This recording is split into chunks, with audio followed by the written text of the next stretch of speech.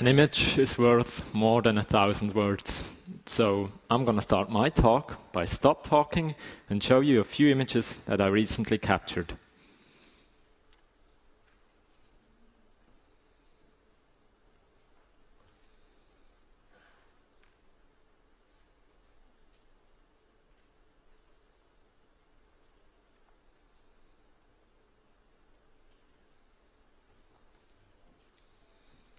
So by now, my talk is already 6,000 words long, and I feel like I should stop here. At the same time, I probably owe you some explanation about the images that you just saw. What I'm trying to do as a photographer, as an artist, is to bring the world of art and science together. Whether it is an image of a soap bubble captured at the very moment where it's bursting, as you can see in this image, whether it's a universe made of tiny little beads of oil paint, strange liquids that behave in very peculiar ways, or paint that is modeled by centrifugal forces, I'm always trying to link those two fields together. What I find very intriguing about those two is that they both look at the same thing. They are a response to their surroundings, and yet they do it in a very different way. If you look at science on one hand, science is a very rational approach to its surroundings, whereas art, on the other hand, is usually an emotional approach to its surroundings. And what I'm trying to do is I'm trying to bring those two views into one, so that my images both speak to the viewer's heart, but also to the viewer's brain.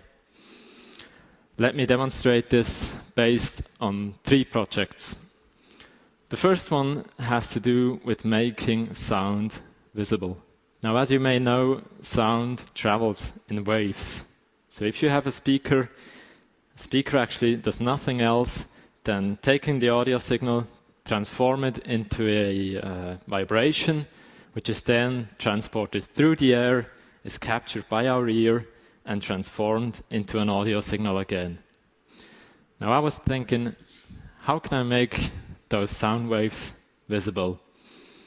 So I came up with the following setup. I took a speaker, I placed a thin foil of plastic on top of that speaker, and then I added tiny little crystals on top of that speaker. And now if I would play a sound through that speaker, it would cause the crystals to move up and down. Now this happens very fast, in a blink of an eye. So together with LG, we captured this motion with a camera that is able to capture more than 3,000 frames per second. Let me show you what this looks like.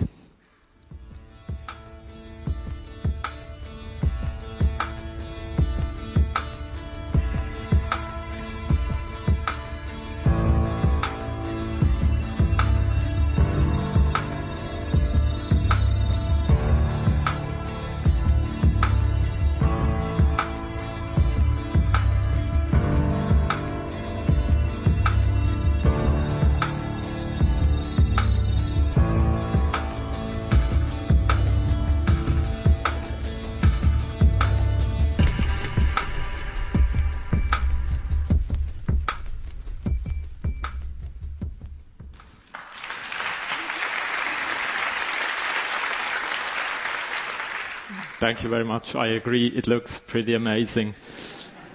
But I have to tell you a funny story.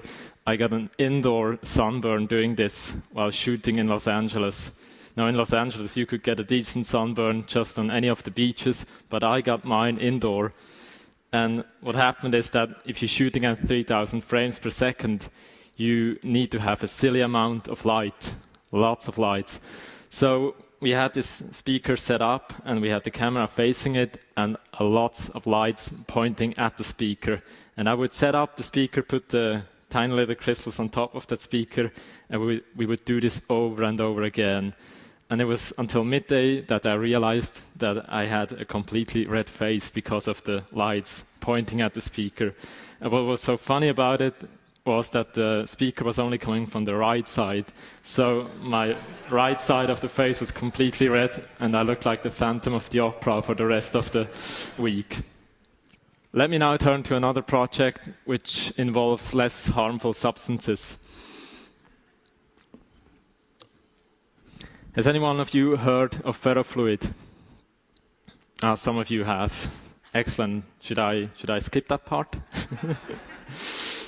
Ferrofluid has a very strange behavior. It's a liquid that is completely black. It's got an oily consistency, and it's got tiny little particles of metal in it, which makes it magnetic. So if I now put this liquid into a magnetic field, it would change its appearance. Now I've got a live demonstration over here to show this to you.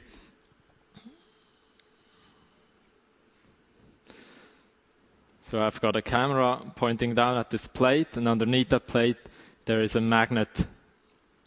And now I'm going to add some of that ferrofluid to that magnet.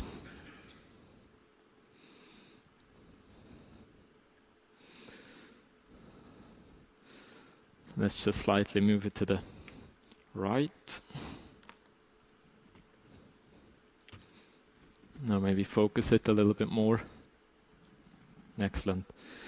So what you can see now is that the ferrofluid has formed spikes, and this is due to the attraction and repulsion of the individual particles inside the liquid. Now this looks already quite interesting, but let me now add some watercolors to it. Those are just standard watercolors that you would paint with. You wouldn't paint with syringes, but it works just the same.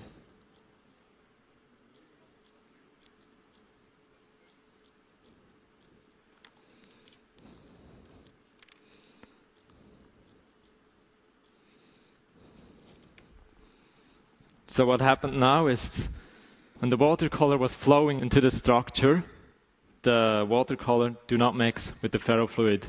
That's because the ferrofluid itself is hydrophobic. That means it doesn't mix with the water.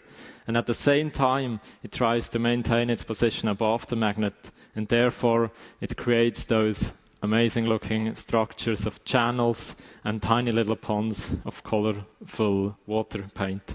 So that was the second project. Let me now turn to the last project, which involves the national beverage of Scotland.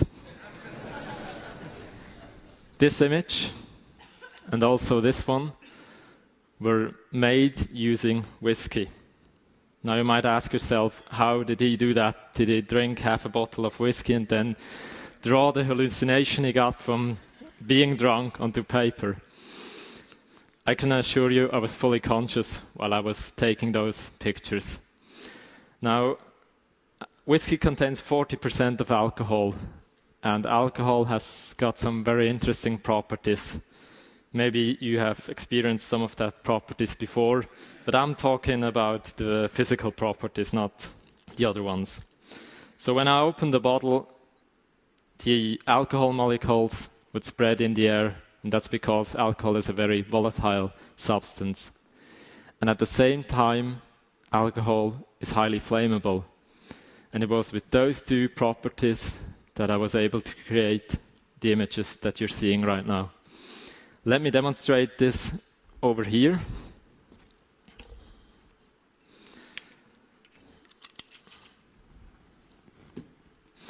And what I have here is an empty glass vessel. It's got nothing in it.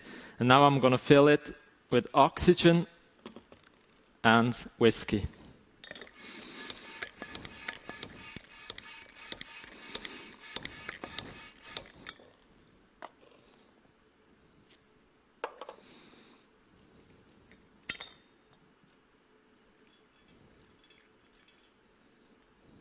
That's more.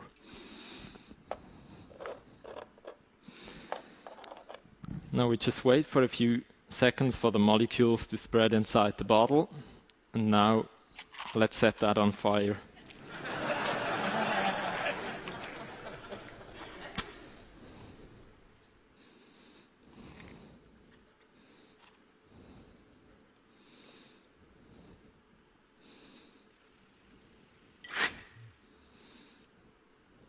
So that's all that happens, goes really fast, and it's not that impressive. I could do it again to show it one more time, but some would argue that this is a complete waste of the whiskey and that I should rather drink it.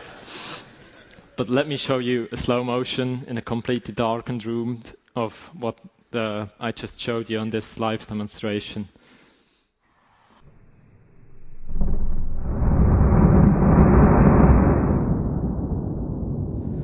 So what happened is that the flame would travel through the glass vessel from top to bottom, burning the mix of the air molecules and the alcohol. So the images that you saw at the beginning, they are actually a flame stopped in time while it is traveling through the bottle. And you have to imagine it was flipped around 180 degrees. So that's how those images were made. Thank you. So, I have now showed you 3 projects, and you might ask yourself, what is it good for? What's the idea behind it? Is it just a waste of whiskey? Is it just some strange materials?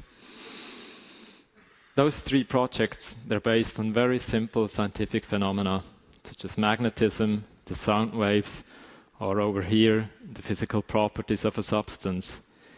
And what I'm trying to do is I'm trying to use these phenomena and show them in a poetic and unseen way, and therefore invite the viewer to pause for a moment and think about all the beauty that is constantly surrounding us.